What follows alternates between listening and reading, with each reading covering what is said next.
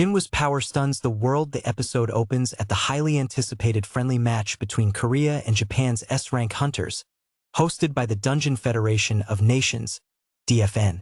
The battle is meant to foster unity between the two nations, but it quickly turns into a display of dominance when Japan's strongest S-rank hunter, Goto, steps into the arena. Goto, known for his arrogance and elite strength, easily crushes several Korean hunters, proving why Japan considers itself superior. Korean spectators grow anxious until Jin-woo enters the battlefield. What follows is nothing short of awe-inspiring. The moment Jin-woo moves, it becomes clear that Goto is completely outmatched.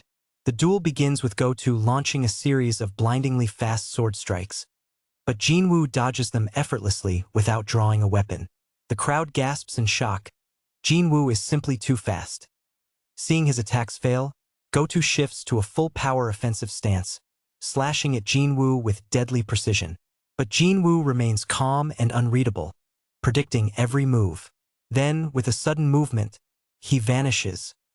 Goto freezes, unable to track Jin-woo's movements. Before he can react, Jin-woo appears behind him, his hand lightly touching Goto's shoulder. If this were a real fight, you'd be dead already. The entire stadium falls silent. Goto, sweating and stunned, realizes the massive power gap between them. The DFN hunters, international leaders, and spectators alike watch in disbelief. Jin-woo has just cemented himself as the most powerful hunter present. A difficult decision, choosing family over duty despite his overwhelming victory. Jin-woo is not celebrating at the hospital. His mother, Park Kyung-hae, has finally awakened from her coma after years of suffering from eternal slumber disease. Seeing her healthy again fills Jin-woo with immense relief and gratitude. For the first time in years, he can be a son rather than just a hunter. Shortly after the match, the Korean Hunter Association and the DFN formally invite Jin-woo to join the upcoming 4th Jeju Island raid. This mission is Korea's most important operation, aimed at eliminating the ants of Jeju Island once and for all. The previous 3 raids ended in disaster, with entire S-rank teams wiped out by the Ant King and his swarm. With his immense power, Jin-woo is their greatest hope. The world expects him to lead the charge, but Jin-woo declines. His mother's recovery is his priority. He chooses family over battle, despite knowing Korea desperately needs him. His decision shocks Chairman Go Gun-hee, but the older man understands Jin-woo's choice as both a leader and a father figure. The 4th Jeju Island raid begins with Jin-woo absent.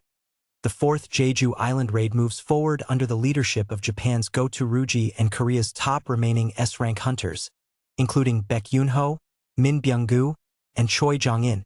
The team lands on Jeju Island, heavily armed and determined to finish the Ant King once and for all. At first, the raid seems to be going smoothly. The Korean and Japanese hunters work together, efficiently eliminating dozens of mutated magic beasts in coordinated strikes.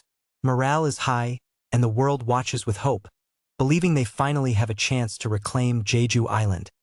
However, things take a deadly turn. The true nightmare begins deep within the nest. Something is watching. A dark, menacing presence stirs within the shadows of the ant colony. The Ant King, a monster with overwhelming intelligence and power, has been waiting. He knows the hunters are coming as the team presses forward. A chilling roar shakes the battlefield.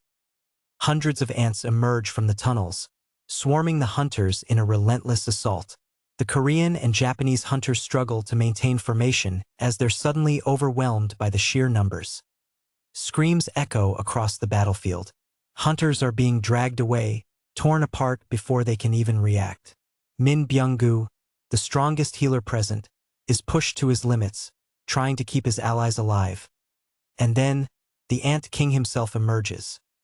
His presence alone sends shivers down the spines of the remaining hunters.